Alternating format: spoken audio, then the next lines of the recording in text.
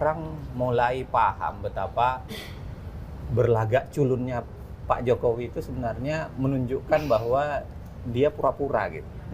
Dia ingin menyampaikan sesuatu dengan cara pura-pura. Kemarin ketika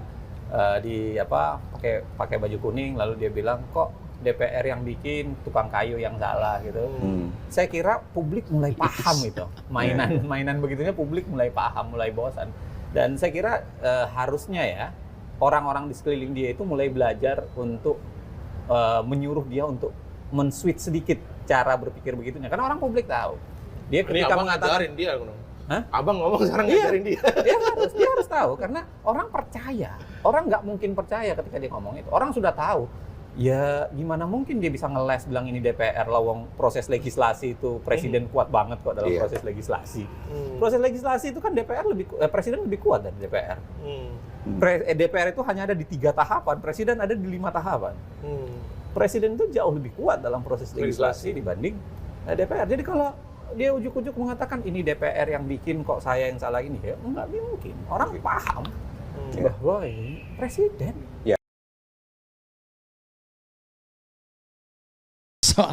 Soal menyandra orang, kriminalisasi dan lain sebagainya kan bukannya sudah merupakan pekerjaan Jokowi.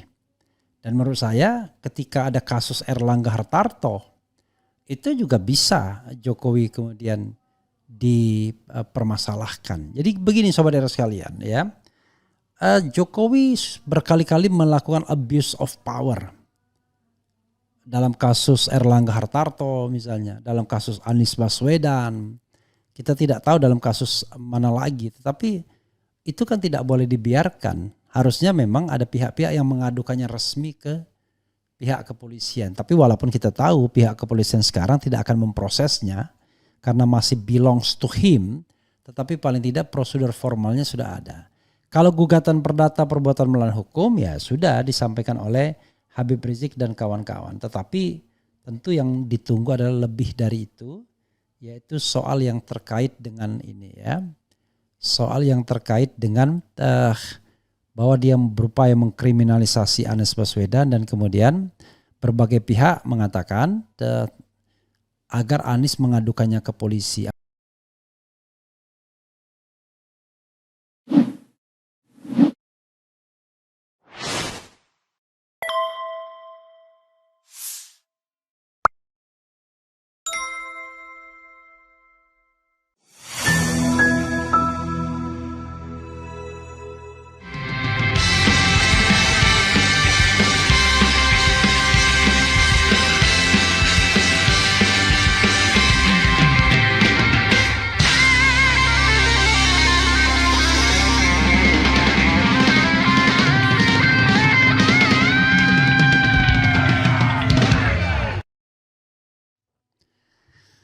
Assalamualaikum warahmatullahi wabarakatuh. Sobat RH sekalian, jumpa lagi kita di channel yang keren ini.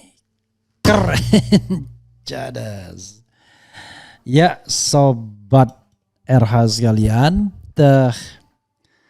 ini menarik ya untuk kita bahas soal dorongan agar Anies Baswedan mengadukan Mulyono karena sudah mau mengkriminalkan dirinya sebagaimana dikatakan oleh Hasto Kristianto ya, yang tidak lain adalah Sekjen PDIP. Bahkan Hasto mengatakan bahwa kriminalisasi tersebut ya diceritakan kepada dia karena tidak mau ya. Nanti coba lihat kalau ada videonya ya, itu kita bicara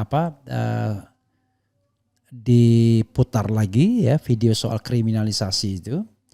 Tetapi ini pasti menarik ya, dan kalau kita lihat ya memang dari pemberitaan ya yang berasal dari interview antara Hasto dan Faisal Akbar Faisal, maka ada beberapa menarik. Misalnya Hasto PDIP sebut Jokowi berupaya kriminalisasi Anies Baswedan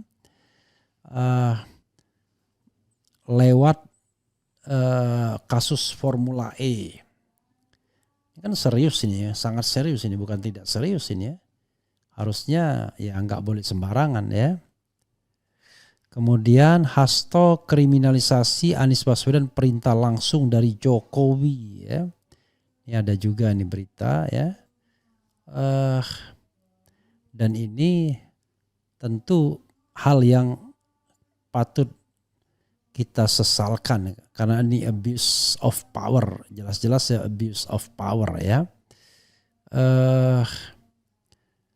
Dan ada yang mengusulkan agar hal tersebut diadukan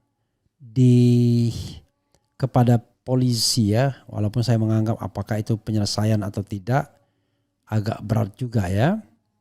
Kenapa saya bilang agak berat? Ya dia juga apakah akan ada objektifikasi ya. Tetapi kalau tidak, tindakan-tindakan yang seperti ini wah seolah-olah dibenarkan begitu saja bahwa orang bisa dikriminalisasi. Padahal kalau kita bicara kriminalisasi wah banyak sekali. Kriminalisasi terhadap aktivis kami misalnya Sagana Nainggolan dan Jumhur Hidayat yaitu kriminalisasi. Bahkan Gatot Nurmantio yang sebenarnya mau diincar. Jadi kalau kita bicara tentang kriminalisasi, ya begitulah kriminalisasi itu ya terjadi beberapa kali pastinya. Tidak terjadi sekali saja, tetapi dan tentu saja karena apa istilahnya ya? Karena kekuasaan ada pengaruh kekuasaan yang kemudian membuat aparat hukum melakukan tindakan-tindakan yang sebenarnya tidak diperbolehkan. Nah, pertanyaannya adalah apakah Anda setuju bila Anies kemudian mengadukan Presiden Jokowi? Nah, itu menarik ya. Oke, coba kita dengarkan lagi apa yang disampaikan oleh sudah ya videonya. Disampaikan oleh Hasto Kristianto ya. Karena ini soal yang serius, very serius ya. Coba dengarkan lagi, coba. Bahkan kemudian saya diancam informasinya A1 mau dijadikan tersangka untuk kasus yang sangat tidak jelas. Gue bilang itu, lu diem deh sekarang. Aku bilang itu, gue nggak mau dulu diginiin. Apa? Gue salah juga ngomong malam-malam kayak gitu. Lu mau ditersangkain dan udah berhenti lah, lu usah ke Sumatera Utara itu. Wah, dia ngamuk langsung gue dikuliahin. Satu nih kalau aku bilang, Jokowi itu jago gimmick. Peristiwa 10 November, ribuan orang meninggal mengalahkan yang namanya bala tentara sekutu pemenang Perang Dunia Kedua. Mosok saya hanya menghadapi ancaman aja takut, saya bongkar. Itu yang kita lakukan. Jadi saya nyatakan di sini bahwa Anies Baswedan kriminalisasi itu perintah dari Presiden Jokowi. Anda sadar betul menyampaikan semua ini? Oh, saya sangat sadar. Saya menyongsong badai. Bahkan kemudian saya diancam informasinya A1 mau dijadikan tersangka untuk kasus yang sangat tidak jelas. Gue bilang itu, lu diem deh sekarang. Aku bilang itu, gue nggak mau dulu diginiin. Apa? Gue salah juga ngomong malam-malam kayak gitu. Lu mau ditersangkain dan udah berhenti lah, lu usah ke Sumatera Utara itu. Wah, dia ngamuk langsung gue dikuliahin. Satu nih kalau aku bilang, Jokowi itu jago gimmick. Peristiwa 10 November, ribuan orang meninggal mengalahkan yang namanya bala tentara sekutu pemenang Perang Dunia Kedua. Mosok saya hanya menghadapi ancaman aja takut, saya bongkar. Itu yang kita lakukan. Jadi saya nyatakan di sini bahwa Anies Baswedan kriminalisasi itu perintah dari Presiden Jokowi. Anda sadar betul menyampaikan semua ini? Oh, saya sangat sadar. Saya menyongsong badai. Ya, saudara sekalian, ya jelas ya, Anies Baswedan kriminalisasi itu perintah Jokowi. Dan ditanya oleh Akbar Faisal, Anda sadar betul mengatakan karena itu tuduhan dan tudingan. Walaupun sebenarnya permasalahannya nanti ayel-ayelannya adalah mana buktinya. Walaupun Hasto mengatakan itu diberitakan atau diceritakan kepadanya, tetapi tentu saja kemudian orang bilang, tapi soal menyandra orang, kriminalisasi dan lain sebagainya kan bukannya sudah merupakan pekerjaan Jokowi.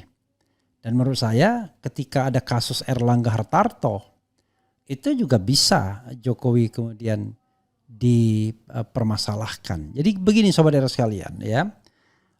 Jokowi berkali-kali melakukan abuse of power dalam kasus Erlangga Hartarto misalnya, dalam kasus Anies Baswedan, kita tidak tahu dalam kasus mana lagi. Tetapi itu kan tidak boleh dibiarkan. Harusnya memang ada pihak-pihak yang mengadukannya resmi ke pihak kepolisian. Tapi walaupun kita tahu pihak kepolisian sekarang tidak akan memprosesnya karena masih belongs to him, tetapi paling tidak prosedur formalnya sudah ada.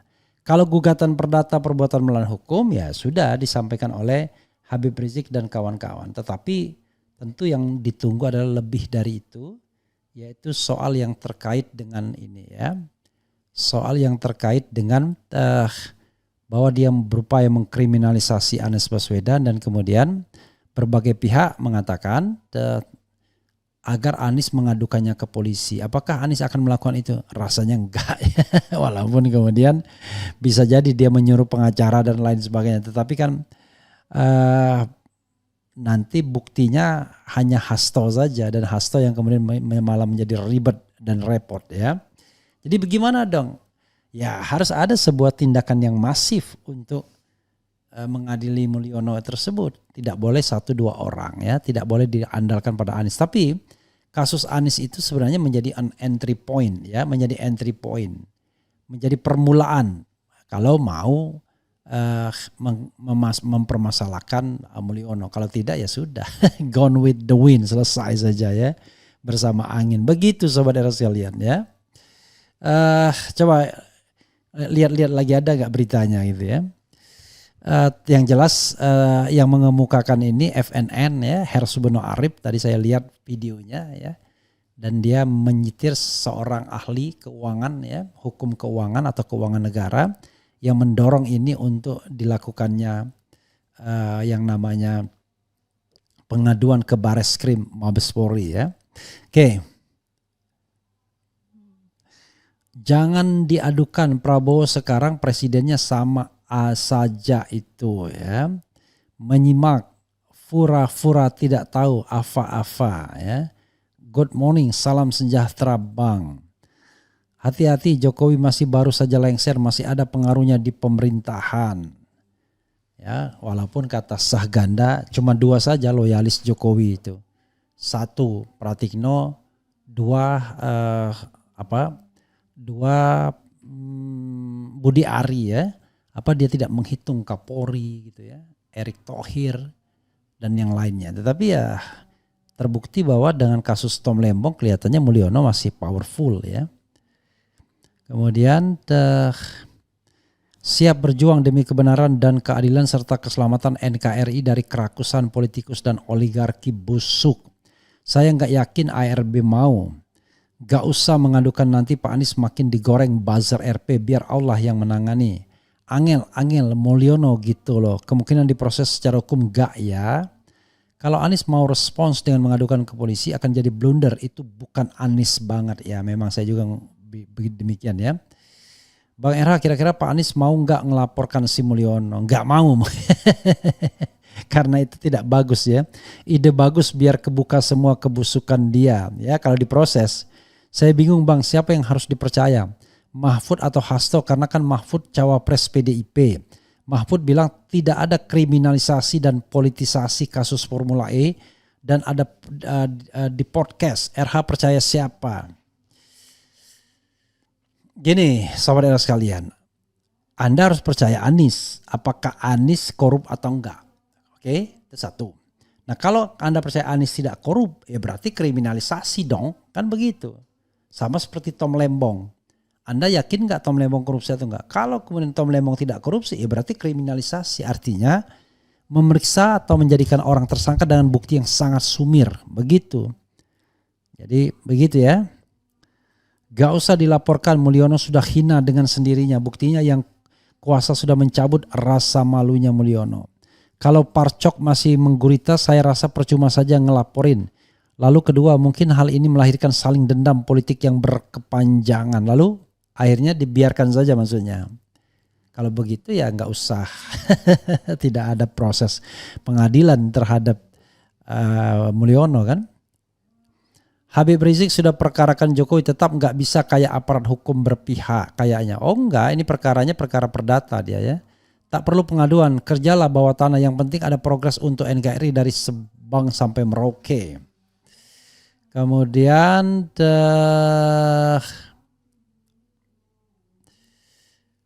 lagi ya. Laporkan Mulyono jebloskan ke penjara. Assalamualaikum pagi semua. Kenapa belum diadukan juga itu Jokowi padahal sudah banyak bukti merugikan bangsa ini. Usut kembali kasus dengan dugaan ijazah palsu biar semuanya jelas. Para pemimpin yang punya jabatan mereka itu sudah tidak punya Tuhan karena lebih takutkan Jokowi daripada Tuhannya. Sedangkan Jokowi itu akan mati dan sakit. Percuma diadukan. Refli Harun tolong undang Hasto dan Koni podcast bang. Ya mungkin ya insya Allah. Ngefek kah kalau dilaporkan pada lapor Mas Wapres. Lapor Mas Wapres ya. Saya pribadi sangat setuju kalau Mulyono dilaporkan ke Bareskrim. Anies belum punya kekuatan seperti Raja Jawa. Biarlah Anies berkembang. Pak Anies orang cerdas tidak segegabah itu untuk melaporkan. Tapi lebih baik berdoa saja terserah Tuhan yang akan menghukumnya. Ya sahabat sekalian itu ya. Menarik ya, tentu kalau kita bicara tentang lapor dan tidak lapor ya akan memunculkan pro dan kontra pastinya ya. Karena Raja Jawa gitu loh ya. Kemudian Jokowi mulu yang dituduh, Jokowi cuman boneka, pastinya itu kerjanya si Opung dan komplotannya. Hasto juga pasti tahu itu, kenapa dia bilang Jokowi. Ya karena Jokowi the president ya. Kalau seandainya Jokowi lemah ya itu salahnya Jokowi.